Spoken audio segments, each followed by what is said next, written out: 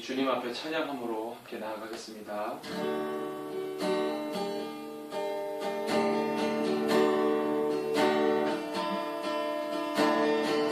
무엇과도 주님을 바꾸지 않으리.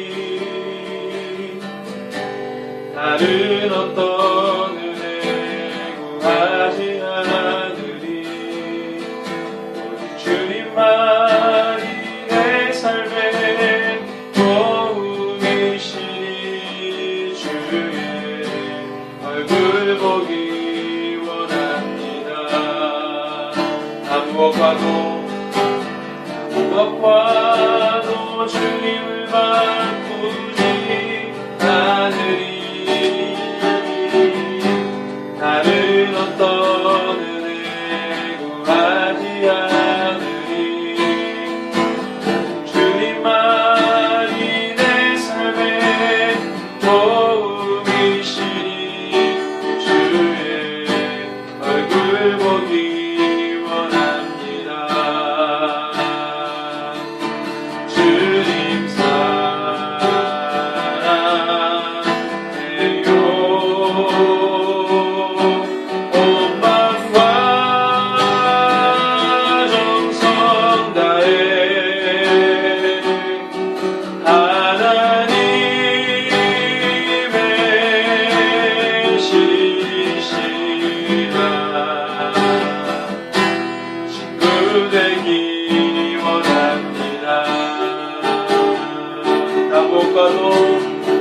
무엇과도 주님을 바꾸지 않으리.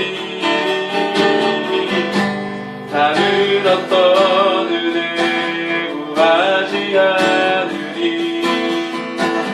주님만이 내 삶의 도움이시니 주의 얼굴 보기 원합니다.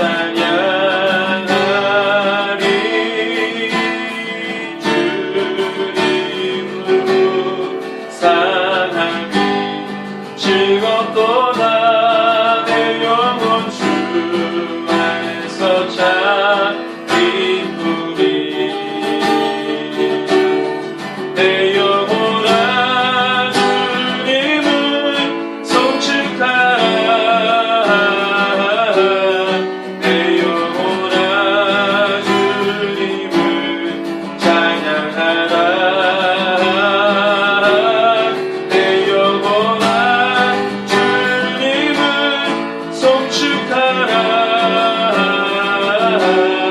내 영혼아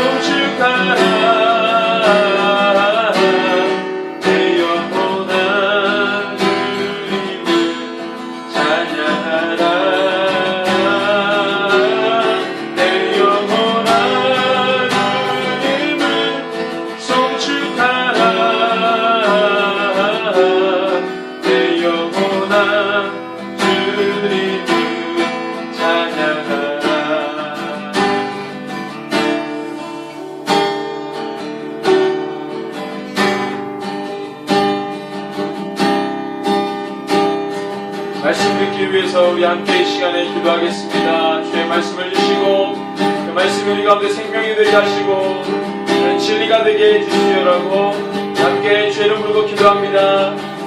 주여 아버지 하나님 주님, 이 시간에 주님 우리 가운데 말씀을 주시고 그 진리를 따라가도록 주님 주의 능력을 부어주시옵소서. 이 시간에 우리가 주의 마음에 주님께 우리의 모든 마음을 올려드립니다. 주여 이 시간에 찾아오셔서 우리 가운데 생명과 같은 귀한 말씀 들려주시고 주님 앞에 전심으로 나아갈 수 있도록 인도하여 주시옵소서. 주여 이 예배 가운데 자정하여 주시고 주의 거룩한 주님의 보혈로 덮어주시옵소서. 우리의 모든 연약함을 말갛게 시켜주시고 주님 앞에 나간 심령들 아버지 그의 심령과 마음을 돌아보시고 주님께서 새롭게 옷 입혀주시옵소서. 우리 중국단기 성교팀을 올려드리며 함께 기도하겠습니다. 하나님께서 이끌어주시는 그 사역 가운데 선한 열매를 맺게 달라고 함께 주의 이름 부르고 기도합니다. 주여 아버지 하나님 주님 그 땅을 밝게 하셨습니다. 아버지는 주의 사역 가운데 기름 부어주시고 하나님 간 곳곳마다 아버지 하나님 주님께서 모든 앞길을 예비하여 주시며 문들을 열어주시옵소서. 아버지 하나님 만날 영혼들 주님 만나게 하셔서 복음을 증거하고 복음 앞에 반응하도록 역사하여 주시옵소서. 하나님 아버지 모든 것을 주님 앞에 올려드립니다. 나누게 하시고 연합하게 하시고 성령 하나님 온전히 운행하여 주시옵소서. 기름 부어 주시옵소서.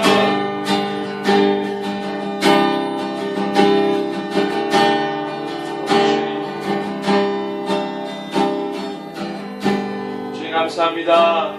이 시간에 우리가 우리의 마음을 올려드리며 주님 앞에 나아갑니다. 주님 말씀 앞에 섭니다. 이 시간에 좌정하시고 그 말씀을 우리 가운데 들려주시며 나타내 주시옵소서. 하나님의 깊은 것을 깨달을 수 있는 통달할 수 있는 귀한 시간이 되기를 원합니다. 지혜와 계시의 영으로 열어주시고 주의 모든 마음과 뜻과 비전을 우리가 함께 바라볼 수 있는 시간이 되게 하여 주시옵소서. 감사를 드리며 존귀하신 예수 그리스도의 이름으로 함께 기도합니다.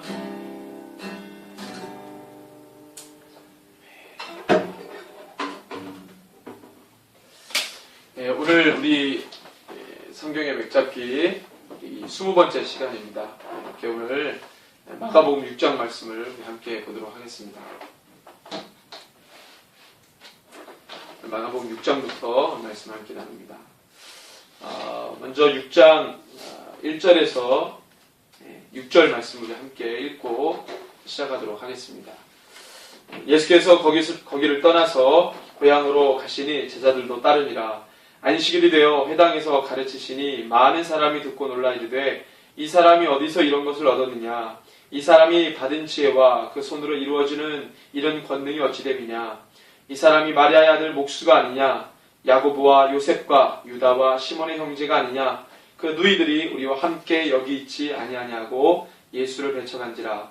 예수께서 그들에게 이르시되 선지자가 자기 고향과 자기 친척과 자기 집에서는 존경을 받지 못함이 없느니라 하시며 거기서는 아무 권능도 행하실 수 없어 다만 소수의 병자에게 안수하여 고치실 뿐이었고 그들이 믿지 않음을 이상히 여기셨더라. 이에 모든 촌에 두루다니시며 가르치시더라. 아멘. 우리가 처음에 이 갈릴리 1차, 2차, 3차 사역 이것을 이야기할 때 2차 사역은 마가복음 3장 20절부터 갈릴리 2차 사역 시작이 되었다고 지금 말씀을 드렸고요. 그 다음에 오늘 이 갈릴리 3차 사역이 6장부터 이제 시작을 하게 됩니다. 그래서 갈릴리 3차 사역은 6장 1절부터 9장 50절까지 예수님의 이 갈릴리 3차 사역이 시작이 되죠. 근데 2차 사역 때도 가족들에게 이 미쳤다는 이야기를 들으시고, 그러니까 귀신 들렸다는 소리를 들으시고, 그래서 마가복음 3장 20절 이후부터 보면은 성령 해방죄에 대해서 심각하게 이제 논쟁을 하시잖아요. 그것이 이제 처음 시발점이 바로 예수님께서 친족들로부터 붙들려 나오는 이 장면부터 시작을 합니다. 그것은 곧 이 귀신 들렸다, 미쳤다라고 하는 이 이야기를 듣고 예수님 붙들고 나오는데, 그렇게 해서 2차 갈릴리 사역을 시작하셨고 3차도 역시 고향에서 배척을 받으셨죠. 그의 어떤 태생의 배척, 여러 가지 배척을 이제 예수님께서 받으시면서 이 소수의 병자만 치유하셨다. 5절에 그렇게 말씀하시거든요. 그리고 6절에 보니까 그들이 믿지 않음을 이상히 여기셨어요. 예수님께서 참 이상히 여기셨습니다. 믿지 않는 부분에 대해서. 다른 고을에서는 예수를 믿고 하는 부분들이 있었지만 자기 고향 친척 가족이 있는 그곳에서는 존경을 받지 못하셨고, 그다음에 사람들이 병을 고쳤음에도 불구하고 믿지 않았다. 이런 것을 이상히 여기셨다. 이제 이렇게 갈릴리 3차 사역이 참 암울하게 시작을 이제 하게 됩니다. 우리가 조금 내용을 깊이 좀 보면은요. 자, 예수님에 대해서 이렇게 이제 이야기들이 있습니다. 안식일이 돼요. 또 안식일날 이제 회당에서 가르치시는데요. 예수님의 사역이 거의 이제 회당 사역이 많았잖아요. 물론 이제 들판에서도 사역을 하셨지만 거의 주 무대가 이제 회당이셨는데, 안식일이 되어 회당에서 가르치시니 많은 사람이 듣고 놀라 이르되 이 사람이 어디서 이런 것을 얻었느냐. 출처에 대한 질문을 이제 시작합니다. 이 사람이 어디서 이런 것을 얻었느냐. 이 사람이 나오는 이 출처가 근원지가 어디냐. 이것에 대한 이 의문. 이 사람이 받은 지혜와 그 손으로 이루어지는 이런 권능이 어찌 됨이냐. 예수님의 정체성에 관한 질문에 대한 이 두 번째 질문이 있습니다. 그러니까 이 예수님에 관한 이 모든 사역의 근거, 이게 어디서부터 온 거냐. 그 다음에 예수님 이 정체성에 관련된 직접적인 질문 두 가지를 사람들이 막 이렇게 하는 거죠. 그러면서 이제 이야기가 나오는 것들이 3절에 보니까요. 이 사람이 마리아의 아들 목수가 아니냐?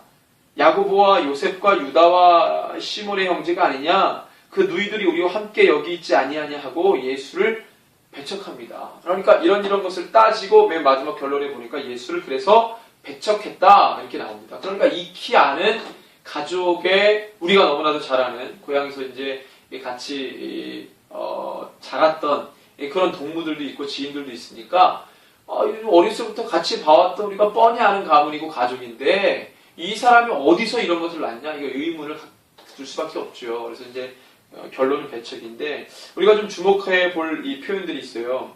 자, 3절에 보니까 이 사람이 마리아의 아들 목수가 아니냐 그래요. 여러분들 지금 마리아의 아들 목수 이렇게 표현을 했거든요. 아버지 요셉이 있음에도 불구하고 요셉을 거론하지 않고 설사 죽었다 하더라도 아버지 이름을 부를 수 있는데 요셉의 아들 예수가 아니라 마리아의 아들 목수가 아니냐 이렇게 이제 표현을 해요. 자, 이것은요 유대의 관습과 전통에 의하면 굉장히 모욕적인 말입니다. 원래 유대 전통상 그 아들을 말할 때는 언급할 때는 누구누구의 아들, 그러니까 아버지의 이름을 불러요. 아버지의 아들 누구, 어느 아버지의 아들 누구 이렇게 부르는 게 일반적인데 여자의 아들 누구 이거는 이 유대 사회에서는요 굉장히 욕설입니다. 아주 폄하하는 단어예요. 그 사람을 폄하할 때 쓰는 단어거든요. 우리가 이제 예를 들면 사사기 11장 1절에 보면 우리가 이제 그 예를 좀 볼 수 있는데요. 한번 볼까요? 사사기 11장 1절. 사사기니까 우리가 사사시대 때 나온 사사들에 대한 이야기인데요. 사사기 11장 1절에 보면은 우리가 잘 아는 이 사람이 등장합니다. 입다라고 하는 사람이 나오는데, 자, 입다를 어떻게 표현했냐면요. 사사기 11장 1절에 보니까 길르앗 사람 입다는 큰 용사였으니 기생이 길르앗에게서 낳은 아들이었고 그랬어요. 그러니까 입다를 아주 폄하하기 위해서 이 기생의 아들이다 이렇게 이제 표현을 했고요. 이게 굉장히 이제 아주 모욕적인 말을 할 때 이제 누구누구의 아들, 뭐 이렇게 여자의 아들, 뭐 이렇게 이제 표현을 하는데 사무엘상 20장에도 이제 그 표현이 나옵니다. 사무엘상 20장 볼까요? 사무엘상 20장입니다. 자, 여기에도 역시 이제 좀 모욕적인 표현을 하기 위해서 이제 그렇게 얘기를 했는데요. 20장 30절에 보면 같이 읽습니다. 사울이 요나단에게 화를 내며 그에게 이르되 폐허 무독한 계집의 소생아, 너가 이세 아들을 택한 것이 내 수치와 내 어미의 벌거벗은 수치됨을 너가 알지 못하니까, 사울이 자기 아들 요나단이 자꾸 다윗을 비호하니까 자꾸 이제 뭐라고 하는 거죠, 요나단한테. 그러면서 요나단에게 뭐라고 하냐면 폐영무도한 계집의 소생아, 그러니까 여자의 아들아 이런 말이에요. 그러니까 여자의 아들이라는 말은 유대 사회에서는 굉장히 모욕적인 얘기입니다. 아주 이 욕설, 안 좋은 마음을 품고 이야기할 때 그런 표현을 이제 쓰거든요. 마찬가지로 예수님 이 마리아의 아들 목수 아니냐, 요렇게 이제 표현했던 것은 바로 이제 예수님에 대해서 폄하하기 위한 하나의 표현일 수 있다는 것이죠. 그렇게 우리가 해석을 합니다. 그리고 난 다음에 이제 그 가족에 대해서 우리가 다 잘 아는데, 그래서 결론은 뭐냐? 예수를 그래서 배척했다. 이렇게 이제 이 전개가 되는 거죠. 자, 예수께서 그들에게 이르시되 선지자가 자기 고향과 자기 친척과 자기 집에서는 존경을 받지 못함이 없느니라 하시며, 이렇게 이제 말씀하시거든요. 자, 이제 뭐 구약에서도 이제 그런 어떤 이 부분들이 이제 있었다라는 것이죠. 그래서 이제 그 말씀에 대해서 예수님께서 이제 말씀하셨습니다. 거기서는 아무 권능도 행하실 수 없죠. 다만 소수의 병자를 고쳤는데 그들이 이제 믿지 않음을 이상히 이제 여겼다는 것이죠. 마태복음 13장 58절에는요 이렇게 이제 표현을 했습니다. 마태 표현을 보면은요 이렇게 이제 표현을 했어요. 보면은요, 자 마태복음 13장 58절에 보면 그들이 믿지 않음으로 말미암아 거기서 많은 능력을 행하지 아니하셨다 그랬어요. 그러니까 예수님에 대해서 믿지 않아서 많은 능력을 행하지 않았다고 표현했고, 마가복음은 많은 능력을 행했으나 믿지 않음을 이상히 여겼다. 예수님이 이렇게 표현을 하셨습니다. 좀 표현들이 약간씩 다르지만 결국에는 그들이 믿지 않았다는 거예요. 예수님을 배척하고 예수님을 이제 믿을 수 없었다는 것이죠. 그것이 이제 이 갈릴리 3차 사역을 시작하면서 전개됩니다. 그러니까 그 전에는 우리가 이 쭉 네 가지 땅에 떨어진 씨 비유를 통해서 믿음에 관해서 계속 강조했다고 그랬잖아요. 그래서 바다와 바람을 잔잔케 하셨다. 그러니까 바다도 예수님 말씀에 순종하고, 그 다음에 이제 귀신도 예수님 말씀에 순종하고, 죽음도 사망 권세도 예수님 말씀에 순종하는데 사람이 순종하지 않거든요.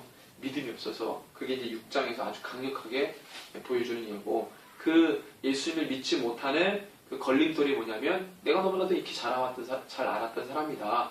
요거밖에 없거든요. 그것 때문에 믿지 않았다. 예수 믿지 않았다. 이걸 굉장히 이상히 여기셨다. 이제 그렇게 결론을 냈고, 그 다음에 7절부터 예수님이 12제자를 이제 파송하는 장면이 나와요. 예수님이 12제자 파송인데, 이것은 뭐냐면, 이제 사명을 주시는데, 12제자 파송이 이 문맥상에서 주는 의미, 이 위치의 의미는요, 그대로 행하는 능력에 대해서 보여주시는 거예요. 그전에는 네 가지 땅에 떨어진 씨 비유를 통해서 하나님의 나라가 어떻게 임하는지를 우리에게 보여주셨어요. 그 가장 중요한 것은 믿음인데, 그 믿음을 방해하는 여러 가지 요소들을 바람과 바다를 잔잔케 하시는 부분, 귀신이 축출하는 부분, 야이로의 딸과 12년 동안 혈루증 앓는 여인을 고치는 부분, 그 다음에 이제 죽은 또 이제 이 야이로의 딸이 죽었죠. 그래서 달리다금의 역사. 그 다음에 이제 고향에서 배척을 받으시면서 믿지 않은 이상히 여기셨던 것. 이런 여러 가지 이제 흐름 속에서 믿지 않는 그 부분을 강력하게 이제 어필하기 위해서 듣고 그대로 행하는 능력에 대해서 이제 7절에서 13절에 이제 보여줍니다. 그것이 이제 12제자 파송인데, 누가복음에서는 이 누가복음 9장과 10장의 9장에서는 12제자 파송, 10장에서 70인 파송, 이렇게 되어 있어요. 누가복음에 보면 그렇게 되어 있거든요. 그래서 누가는 그 부분에 대해서 더 이제 강력하게 이제 이어서 이제 얘기를 해주는데, 마가는 지금 12제자 파송을 이 부분에 위치를 해놓고 있어요. 그러니까 계속 오다가 이제는 예수의 제자를 불러서 12명을 불러서 그 12제자를 파송하는 이제 그런 부분이 이제 남은 것이죠. 그래서 12제자 파송의 내용을 좀 보면은요, 자, 반드시 여행을 갈 때 필요한 소지품 6가지를 이제 언급합니다. 그래서 그 6가지를 쭉 보면은 첫 번째는 지팡이죠. 지팡이. 그 다음에 이 양식, 배낭, 전대의 돈, 신, 두벌, 옷, 이렇게 이제 6가지를 말씀하세요. 지팡이, 양식, 배낭, 전대의 돈, 신, 두벌, 옷. 이 6가지 중에서 지팡이와 신은 가지라고 해요.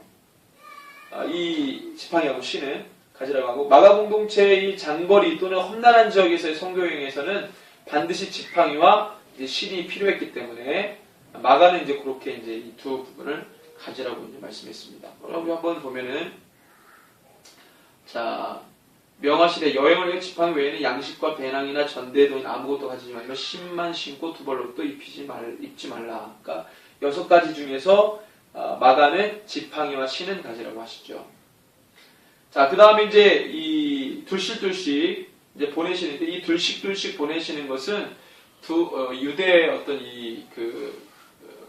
그러니까 유대의 어떤 관습도 두 사람만 모이면 회당이 결성된다 그랬는데 그와 비슷한 맥락에서 두세 사람이 내 이름을 모인 곳에 내가 그들과 함께 있다. 이 말 자체도 사실 유대적 정서에서 두 증인 또는 이 두세 사람만 있어도 회당이 결성된다. 뭐 이런 어떤 여러 가지 유대적 어떤 이 정서가 있어요. 그것을 기반으로 해서 두세 사람이 내 이름으로 모인 곳에 이 말로 이제 연결이 되는 것이고요. 여기서 둘씩 보내는 것도 그 관점에서 보내는 것이에요. 두 증인 사상 두세 사람이 모여도 회당이 결성되고 내가 너희와 함께하겠다. 이런 부분들. 그래서 둘씩 보내시는데 더러운 귀신을 제어하는 권능을 주시고요.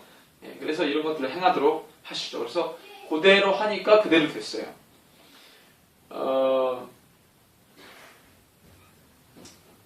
12절 13절에 보니까요. 제자들이 나가서 회개하라 전파하고 많은 귀신을 쫓아내며 많은 병들이 기름을 발라 고치더라. 예수님께서 하라고 하신 그대로를 하게 되죠.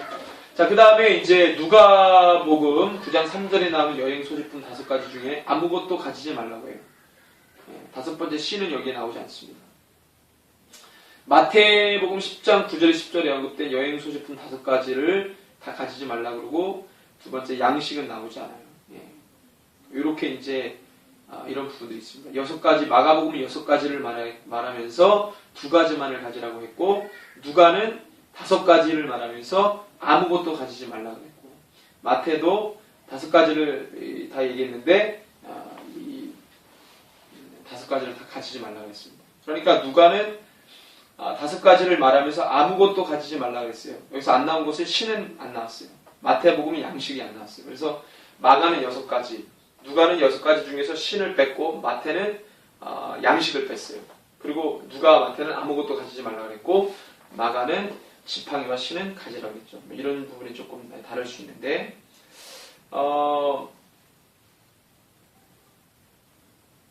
이제 이런 부분들이 조금씩 차이가 좀 있습니다. 여기서 이제 중요한 것은 예수님께서 하라고 하신 그대로를 했을 때 놀라운 역사가 나타난다. 이제 이 부분을 여기서 이제 보여주시는 것이죠. 자, 그 다음에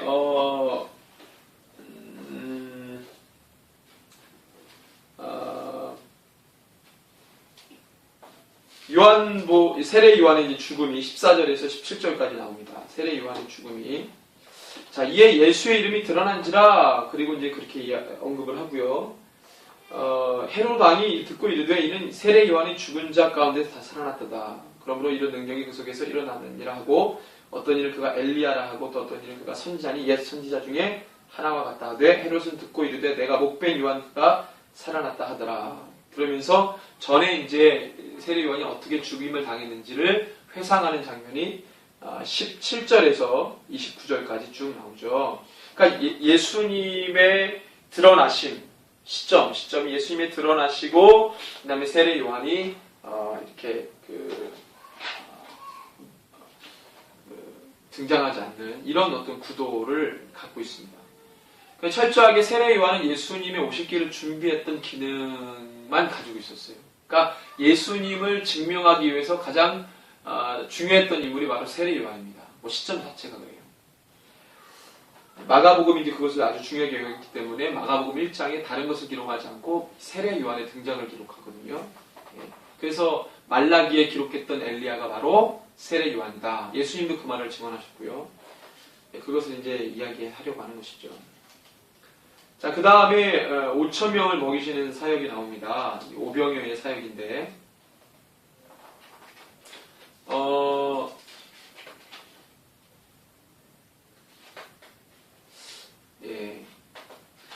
5,000명을 먹이시는 사역을 보면은 이 오병이어의 사역은 마태마가 누가 요한 4가지 복음서에 다 등장해요. 그래서 마태복음 14장, 그 다음에 이 마가복음 6장, 그다음에 이제 이 누가복음 9장, 그다음에 요한복음 6장 이렇게 해서 이 사복음서 전체 5천 명을 먹이시는 오병이의 사건이 등장을 하죠. 자, 오늘 마가복음 이 6장에 기록된 5천 명을 먹이시는 사역을 좀 보면요, 우리가 참 잘하는 말씀이지만 30절부터 시작을 하잖아요. 예. 사도들이 예수께 모여 자기들이 행한 것과 가르친 것을 낱낱이 고하니 이르시되 너희는 따로 한적한 곳에 가서 잠깐 쉬어라 하시니 이는 오고 가는 사람이 많아 음식 먹을 겨를도 없습니다.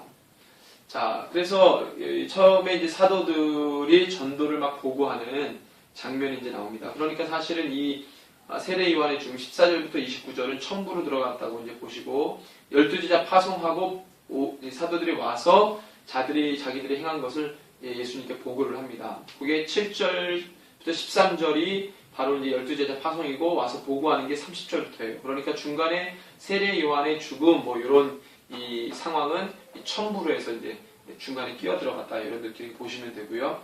그래서 12제자 파송 이후에 와서 이제 보고를 하는 것으로 시작을 해요. 사도들이 예수께 모여 자기들이 행한 것과 가르친 것을 낱낱이 관이 이렇게 이제 시작을 하죠. 그 다음에 이제 한적한 곳에 갑니다. 잠깐 쉬어라. 뭐 먹을 겨를도 없었는데 쭉 이제 이 상황이 전개되고 그 다음에 이제 나오는 것이 배를 타고 이제 한적한 곳으로 갑니다. 그들이 가는 것을 보고 많은 사람이 따라오죠. 그래서 뭐 모든 고을로부터 도보로 그곳에 달려와 그들보다 먼저 가게 됩니다. 근데 예수께서 나와서 큰 무리를 보시고 사람들을 보시면서 예수님께 나오는 그들을 보시면서 주님이 품으셨던 마음이 있어요. 뭐라 그랬냐면 그 목자 없는 양 같음으로 인하여 불쌍히 여기사 이렇게 말씀하세요.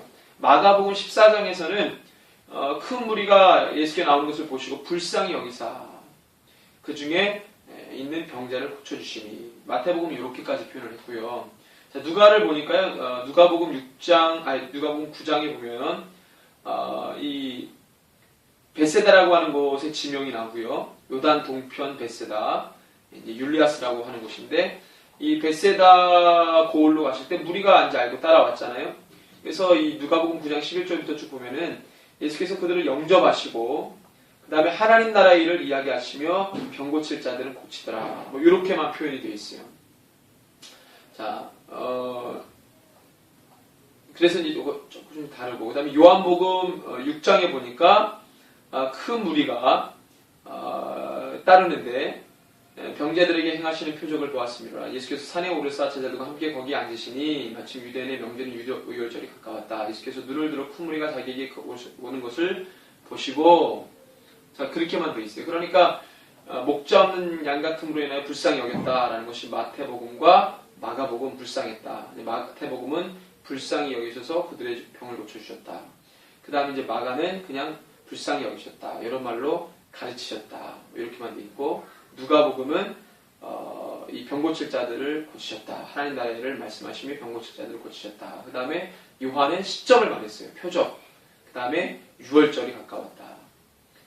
이렇게 이제 약간씩 도입 부분이 좀 다릅니다. 이런 부분들이 좀 다르는데 종합해 보면 이 사건의 원자료를 제공했던 마가복음은 예수님의 이 마음에 좀 중점을 많이 두었던 것 같아요. 예수님이 그들을 보시면서 어떤 마음을 품으셨는지, 물론 여러 가지 이제 이 이적도 참 중요했지만 그들을 바라보시는 주님의 마음에 좀 중점을 두었던 것 같고, 그 다음에 마태복음은 이것을 좀 절충했고요. 누가는 이 마가의 자료를 그대로 썼을 법도 한데 그것보다는 그냥 하나님 나라의 일, 이 하나님 나라라고 하는 것이 이제 누가복음의 주제인데요. 하나님 나라의 일을 이야기하고 병 고칠 자들은 고치더라. 낮은 자들에 대한 이 마음들, 그것을 이제 누가 공동체 신학의 그 입각에서 이렇게 이제 표현을 했다고 봅니다.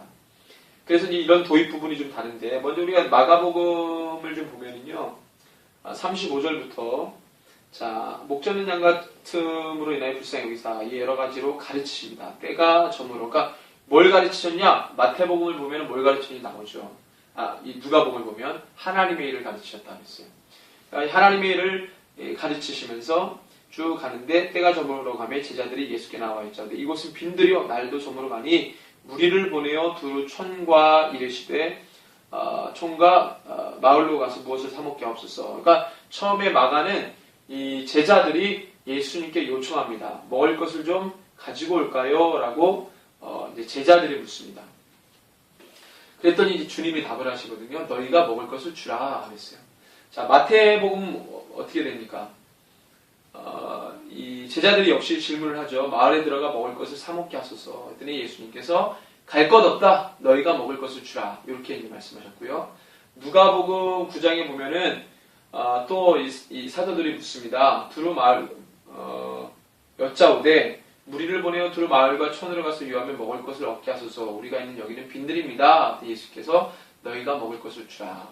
그러니까 마테마가 누가는 제자들이 먼저 예수님께 요청합니다. 먹을 것을 어떻게 공수를 해올까요? 그랬더니 예수님의 답변은 똑같이 뭐예요? 너희가 먹을 것을 줘라. 마태는 갈 것 없다까지 첨부를 했는데 갈 것 없다. 너희가 먹을 것을 줘라. 근데 요한은 좀 달라요. 요한복음은 제자들이 먼저 묻지 않고요. 예수님이 먼저 묻습니다. 요한복음 6장 5절에 보면은요. 6장 5절 하반절에 빌립에게 이르시되 우리가 어디서 떡을 사서 이 사람들을 먹이겠느냐 하시니 이렇게 말씀하시면 친히 어떻게 하실지를 아시고 빌립을 시험하고자 하심이라 그랬어요. 빌립은 굉장히 현실적인 사람인데 그 부분에 대해서 예수님께 이제 묻습니다. 예수님이 묻습니다. 빌립에게 아주 현실적인 성향의 사람에게 시험하고자, 테스트하고자 걸려 넘어지도록 하는 게 아니라 그의 어떤 이 상태를 좀 예수님께서 보시고자 이렇게 질문을 하신 거죠. 빌립이 대답합니다. 각 사람으로 조금씩 받게 할지라도 200데나리온의 떡이 부족합니다. 200데나리온. 여러분 이 당시 때 한 데나리온이 하루 품삯이었어요. 지금으로 말하면 하루 품삯이 10만 원이라고 치면 200데나리온이면 얼마입니까? 2천만 원 되나요? 예. 그러니까 이 사람들을 다 먹이려면 2천만 원 정도 또 부족합니다. 그랬어요. 그러니까 엄청나게 많은 사람들이 왔던 거죠. 자, 그리고 난 다음에 제자 중 하나 시몬 베드로의 형제 안드레가 예수께 묻습니다. 여기 한 아이가 있어서 보리떡 5개와 물고기 2마리를 가지고 있습니다. 이렇게 이제 전개가 돼요. 마테마가 누가를 보면은 먼저 마가복음을 보면 이렇게 우리가 어떻게 공수를 해올까요? 그랬더니 예수님께서 너희가 먹을 것을 주라라고 37절에 답변하시고 그랬더니 제자들이 여짜도 우리가 가서 200데나리온의 떡을 사다 먹이리까? 예, 이렇게 이제 물어봐요. 이미 이제 계산이 나왔죠. 그랬더니 예수님께 이르시되 너에게 떡 몇 개나 있는지 가서 보라 하시니 이렇게 이제 정리가 됐어요. 자, 마태복음을 볼까요? 먹을 것을 공수해 올까요? 그랬더니 예수님이 갈 것 없다. 너희가 먹을 것을 주라. 그러니까 제자들이 17절 보니까 제자들이 이르되 여기 우리에게 있는 것은 떡 5개와 물고기 2마리뿐입니다. 데나리온이 없죠. 200데나리온 이게 없어요. 마태는 바로 우리에게는 떡 5개와 물고기 2마리밖에 없는데요. 라고 이제 나오는 거고 누가복음 9장 쭉 보면은요. 이제 우리가 먹을 것을 공수해 올까요? 그랬더니 예수님께서 13절에 너희가 먹을 것을 주라. 그 다음에 제자들이 여짜오되 우리에게 떡 5개와 물고기 2마리밖에 없습니다. 여기에도 뭐예요?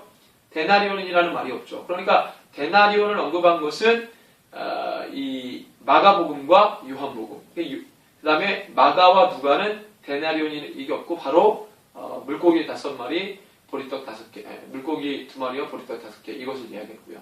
이것은 조금씩 좀 차이가 있잖아요. 그죠? 이 공통적인 것은 마테마가 누가는 제자들이 묻고 예수님이 답했어요. 그 다음에 요한은 예수님을 먼저 물어봤어요. 그래서 이 요한복음은 예수님이 먼저 물어보니까 빌립이 200데나리온이 있어도 부족합니다. 그렇게 이제 나왔고, 그래서 제자 중에 시몬 베드로가 한 아이가 있어서 보리떡 5개, 물고기 2마리를 가지고 있나이다. 이렇게 이제 전개가 됐고, 마가는 이 사건의 이 원자료를 제공했던 마가는 먹을 것을 주라 하시고 200데나리온의 떡을 우리가 사다 먹이리까라고 제자들이 언급하죠. 그 다음에 이르시되 너에게 떡 몇 개나 있는지 가서 보라 알아보라 그랬더니 떡 5개와 물고기 2마리가 있습니다. 이렇게 이제 정리가 됐어요. 떡 3덩이가 1인분 식사로 이제 암시된 것으로 보면 떡 5개는 누가복음 11장 5절에서 8절에 보면은 그렇게 이제 우리가 이제 보여지거든요. 누가복음 11장 5절에서 8절에 보면 떡 3덩이가 1인분 정도로 이제 암시가 되어 있어요. 한번 보면 누가복음 11장 5절에서 8절.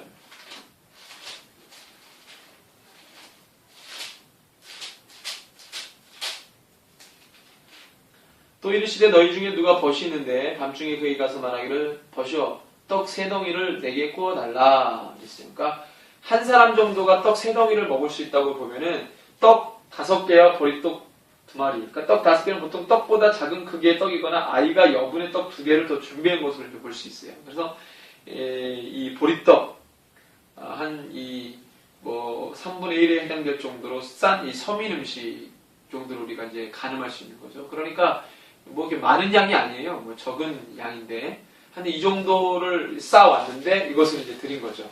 그래서 이 흐름은 예수님께 제자들이 묻고 그러니까 주님이 너희가 먹을 것을 주라고 했고 그러니까 제자들이 우리가 어떻게 이걸 먹입니까? 200데나리온 2천만 원이 있어도 2, 3천만 원이 있어도 이 사람들 다 못 먹입니다. 그랬더니 그러면 너희에게 떡 몇 개나 있는지 가서 보라 그랬어요. 그랬더니 떡 5개와 물고기 2마리가 있습니다. 그러니까 이 사복음서 전체를 조금 우리가 좀 확인을 해보면 처음에 이제 제자들이 마테마가 누가하고 요한은 처음 도입부부터 완전 다른데 누가 먼저 이렇게 했느냐. 그러니까 좀 전개를 좀 우리가 좀 살펴보면 처음에는 제자들이 물었던 것 같아요. 제자들이 예수님께 마테마가 누가가 그것을 증언하니까 제자들이 물어봤어요. 그랬더니 예수님이 듣고 너희가 먹을 걸 줘라. 그래서 이 말씀을 하시고 먼저 예수님께 제자들이 물으니까 주님이 답을 안 하시고 빌립에게 물어봤던 것 같아요. 자, 우리가 어디서 떡을 사서 이 사람들을 먹이겠느냐? 그랬더니 200데나리 떡이 부족합니다.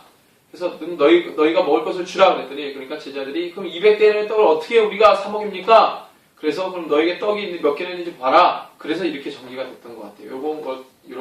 이 전개를 그들의 어떤 입장에 있어서 이렇게 이제 구도를 잡았던 것 같은데 흐름은 우리가 이제 그렇게 이해할 수 있을 것 같습니다.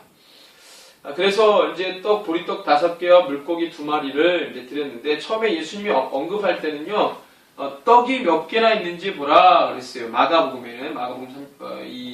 6장 38절에 그 다음에 이제 물어보셨던 것이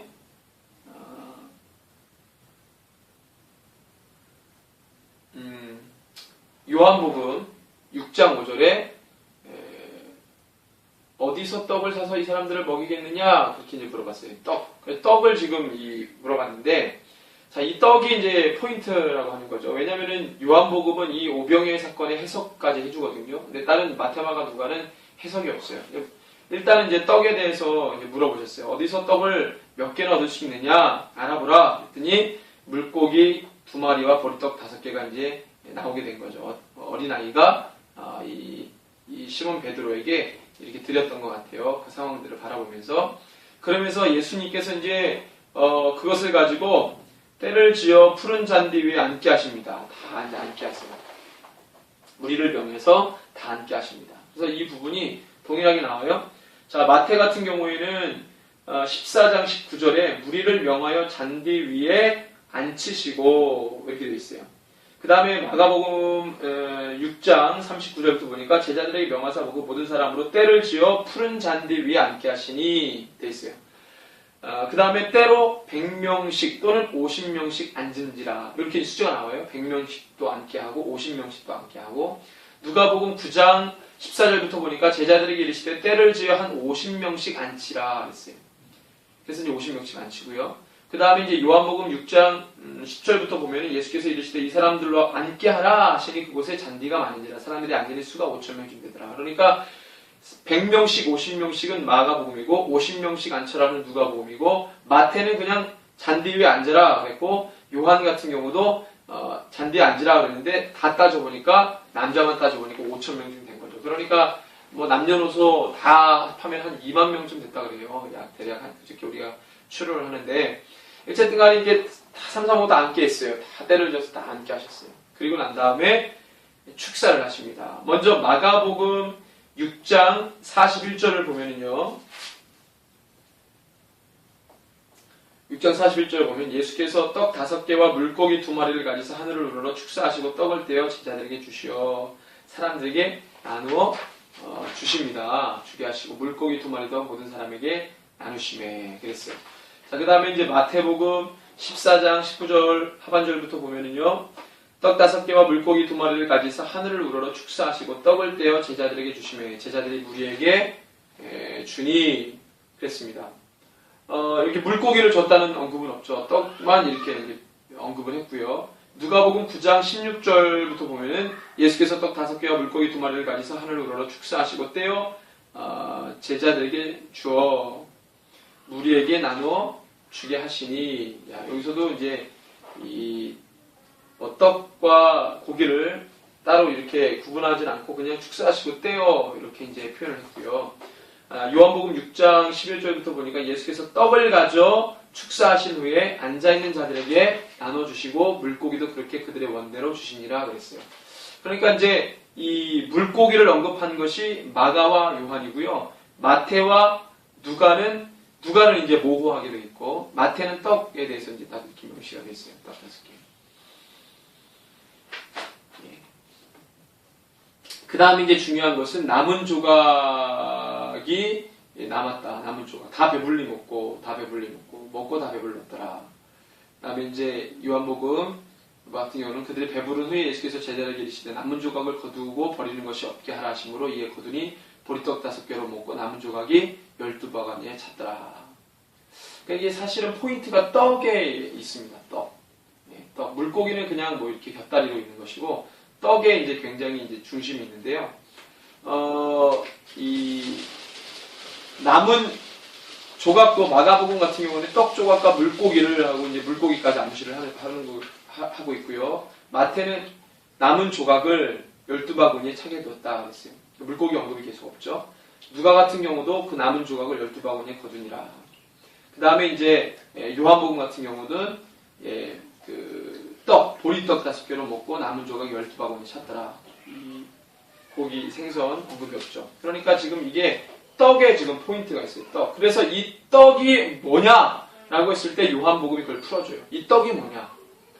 이게 중심이 떡입니다. 오병이어 사건을 통해서 알려주고 싶으신 것은 떡이 뭐냐는 거예요. 그래서 요한복음에 보면은 내가 생명의 떡이다라고 하는 것이 여기서 나오거든요. 이 떡에 대해서 설명을 해주세요. 그 다음에 이 다른 이 복음서에서는요, 이 오병이어 사건 이후에 바다 위를 걸어가시는 사건이 나오거든요. 그러니까 이 사건 믿음에 관한 그러니까 예수님이 어떤 분인지 그 정체성에 대해서 이야기를 하려고 합니다. 왜 그러냐면 그 전에 예수님께서 갈릴리 3차 사역을 시작하실 때 계속해서 의혹을 받는 것이 예수님의 이 모든 사역의 출원지가 어디고 예수님의 그 정체성이 뭐냐라고 하는 질문이 계속 나왔거든요. 그 다음에 이제 흘러가는 것이 그것이 이제 6장 초반절에 그렇게 돼서 12제자 파송하면서 예수님이 정권을 주니 예수님이 정권 준 대로 행하니까 이 모든 일들이 이제 됐고요. 그 다음에 이제 와서 보고를 하잖아요. 예수님이 하라고 하신 대로 했는데 바로 그런 일들이 벌어졌어요. 누가복음 9장에 보면은 그것이 나옵니다. 또 10장에 보면은 12제자 파송, 70인제자 파송할 때 그들의 보고를 보면 그대로 행했더니 그대로 됐던 것을 이제 보고를 알 수 있는데 그 다음에 5,000명을 먹이신 사건을 통해서 알려주고 싶은 것은 예수님의 이 정체성에 관한 오해를 풀어주는 거예요. 우리의 믿음의 걸림돌이라고 하는 것이 예수님이 누구인지를 잘 알지 못했을 때 그것이 이제 믿음의 걸림돌이 생긴다면 이 전개상 5,000명을 먹이신 사건은 그런 기능에 해당됩니다. 예수님의 정체성을 알려주는 거예요. 예수님의 생명의 떡이라는 거예요. 예수님을 먹으라는 거예요. 예수님과 함께하라는 거예요. 동행하라는 거예요. 예수님을 믿고 예수님과 함께 나아가는 거라는 거예요. 5,000명을 먹이신 사건을 통해서 알립니다. 예수님이 하늘을 우러러 축사하시니까 200데나리온이 있어도 못 먹이는 그 명수의 사람들을 다 먹이시고 12바구니를 남기세요. 이건 남겼다라는 게 엄청난 거잖아요. 남겼다라는 게 증거물입니다. 증거물. 여러분들 이 이스라엘 백성들이요. 요단강을 건널 때 그 강바닥에 있는 돌 12개를 취해서 가거든요. 이거 뭐냐면은 증거물이에요. 증거물. 우리가 건넜다고 하는 증거물. 그 다음에 여러분들 이 모세의 법궤 안에 뭐가 들어있었습니까? 3가지. 아론의 쌍난 지팡이. 그 다음에 만나. 그 다음에 이 2 돌판. 이것이 이제 법궤에 있었는데 요건 뭐예요? 다 상징이에요. 아론의 쌍난 지팡이, 아론의 대제사장됨을 하나님이 그에게 이제 임명하셨다. 하나님이 임명하셨다. 하나님이 택하셨다라는 증거물. 그 다음에 이 만나 같은 경우도 증거물 아니겠습니까? 증거물이죠. 그 다음에 이제 하나님께서 이 백성에게 주신 이 율법, 이 증거물이죠. 증거물이에요. 다 먹이시고 12바구니가 남겼다? 이거 증거물이에요. 네, 기념하는 거예요. 예수님이 어떤 분인지를 알려주시는 거예요. 이게 바로 은혜거든요. 그래서 이 믿음의 사람은 항상 은혜의 증거들이 있습니다. 믿음의 사람들에게는 항상 은혜의 증거들이 있어요. 그거 가지고 사는 거예요. 은혜의 증거를 경험하시기 바랍니다. 자, 그래서 이 오병이어의 사건 이후에 이제 나오는 것이 바다 위를 걸으시는 사건이죠. 마가복음 6장 45절에서 52절. 자, 바다 위를 걸으시는 사건인데요. 자, 예수님께서 즉시 제자들을 재촉하시죠. 제자들을 재촉하사 자기가 무리를 보내는 동안에 배 타고 앞서 건너편 벳세다로 가게 하십니다. 예수님이 제자들을 재촉해서 이제 무리는 예수님을 보내게 하시고 제자들로 하여금 바로 배를 타고 벳세다로 가게 하세요. 자, 이게 조금 뉘앙스가 뭔가를 조금 요구하시는 듯한 목적이 있는 듯한 행동이에요. 제자들을 빨리 이제 배를 태워서 이제 다른 이 건너편으로 가게 하시고 예수님이 이 사람들을 이제 보내는 거죠. 그러니까 원래는 스승이 가만히 있고 제자들이 막 이 사후 정리를 해야 되는데 그게 이제 거꾸로 된 거예요. 예수님이 정리를 하고 제자들을 배에 태워서 이제 보냅니다. 뭔가 좀 목적이 있지 않아요? 행동 자체가. 그러고 다음에 예수님 무리를 다 보내고 난 다음에 뭐 하세요? 작별하신 후에 46절에 보니까 산으로 기도하러 가세요. 자, 예수님이 기도하러 산에 가세요. 제자들은 먼저 배를 타고 이제 건너가고 있죠. 근데 그 배를 타고 건너가는데 또 상황이 생겼어요. 어떤 상황이 생깁니까? 자, 저물매 47절에 배는 바다 가운데 있고 예수께서는 홀로 무트에 계시다가 산에서 기도하러 가셨다가 무트로 나오셨어요. 밤새. 그 다음에 그 시점에 바람이 거스름으로 제자들이 힘겹게 노젓는 것을 예수님의 무트에서 보십니다. 기도하러 올라가셨다가 내려오셔서 그 광경을 보시는 거예요. 밤에.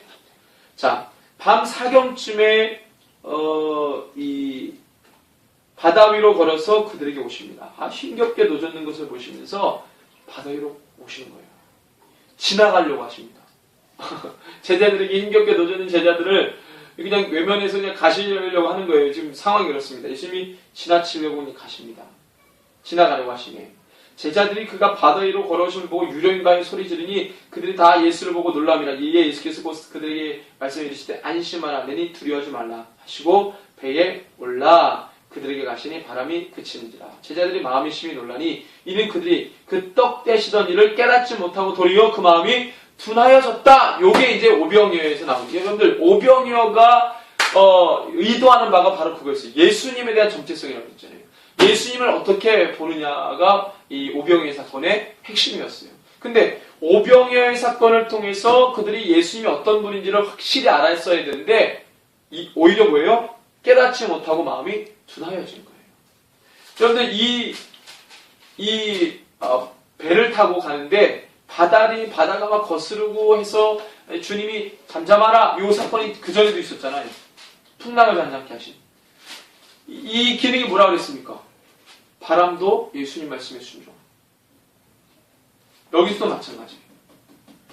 여러분들, 그러니까 12제자 파송의 이 전권을 받고 사역을 했던 이 사람들, 그러니까 하나님의 사역을 받아서 그대로 하면 되는데 자꾸 뭔가 걸리는 거예요. 자꾸. 믿음을 자꾸 상쇄시키는 게 뭐냐? 이게 너무 안타까운 거예요. 누가는 이 부분을 다 뺐어요. 누가복음 6장 45절부터 8장 26절의 내용인데 요거 이 바다 위를 걸으신 사건부터 이 누가는 나오지가 않아요. 누가는 나오지 않습니다.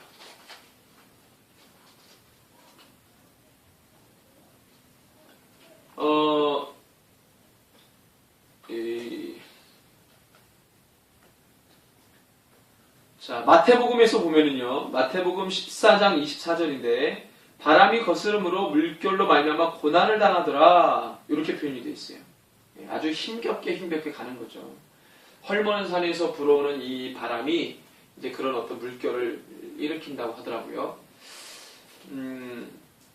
그렇게 이제 힘겹게 가는 모습들을 이제 보여줬고요. 이제 요한복음 6장 17절 이하를 보면은 예수는 아직 그들에게 오지지 아니하였더니 큰 바람이 불어 파도가 일어나더라. 제자들이 노를 저어 10여리쯤 가다가 여기서는 이제 큰 바람 중에 고난을 당했다라는 이제 이 말이 이제 없습니다. 그랬지만 이제 마태와 마가를 보면 적어도 바람이 거스를 때 그 물결로 말미암아 많이 좀 꽤 힘들었던 것 같아 보여요. 근데 예수님께서 나타나실 그 밤 사경쯤에 이게 이제 로마 시각으로 보면은 새벽 한 3시에서 6시 사이거든요.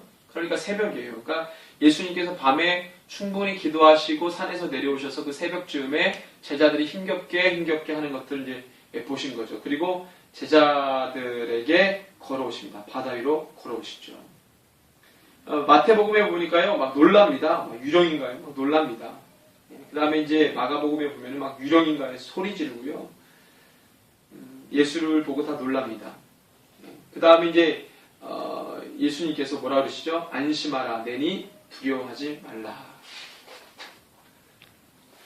그랬더니 이제 마태복음은 이제 이 부분까지 기록이 돼요. 베드로가 대답해 이르되 주여 만일 주님이시거든 나를 명하사 물 위로 오라 하소서. 오라 하시니 베드로가 배에서 내려 물 위로 걸어가서 예수께로 가되 바람을 보고 무서워 빠져가는지라 소리질러 이르되 주여 나를 구원하소서 하니 예수께서 즉시 손을 내밀어 그를 붙잡으며 이르시되 믿음이 작은 자여 왜 의심하느냐. 배에 함께 오르매 바람이 그치는지라. 배에 있는 사람들이 예수께 절하며 이르되 진실로 하나님의 아들이로소이다 하더라 그랬어요. 이 마가는요, 사실 이 제자들에 대해서 굉장히 부정적이에요. 이 제자들의 영적 무지함을 막 이중삼중으로 강하게 비판하고 막 보여줘요. 그러니까 이 마태는 베드로가 막 이 믿음 없는 모습도 보여줬잖아요. 그래서 믿음이 왜 이렇게 적냐? 그랬을 때 제자들이 진실로 하나님의 아들입니다. 이런 이 부분까지 약간 곁들였는데 마가는 그런 게 전혀 없어요. 예. 제자들에 대해서 전혀 이제 애누리가 없습니다. 그래서 이 마가복음에 보면은 마가의 어떤 부정적 제자가 있는데 제자들이 마음이 심히 놀라니 이는 그들이 그 떡 떼시던 일을 깨닫지 못하고 이것은 뭐냐면 이 통찰력의 부족이라고 이제 뜻을 우리가 이제 보는데요. 뭐 이렇게 어떤 사건이 일어나면요 그 핵심과 의미를 바로 꿰뚫어 터득하지 못하는 거예요. 이것이 무슨 의미일까? 바로 꿰뚫지 못하는 거예요. 그것을 훈련받지 못했어요. 그러니까 계속 둔화해지는 거죠. 영적으로 깨닫는 것이 막 느린 거예요. 이런 것들이 이제 이 마가가 보여주는 제자관이었습니다.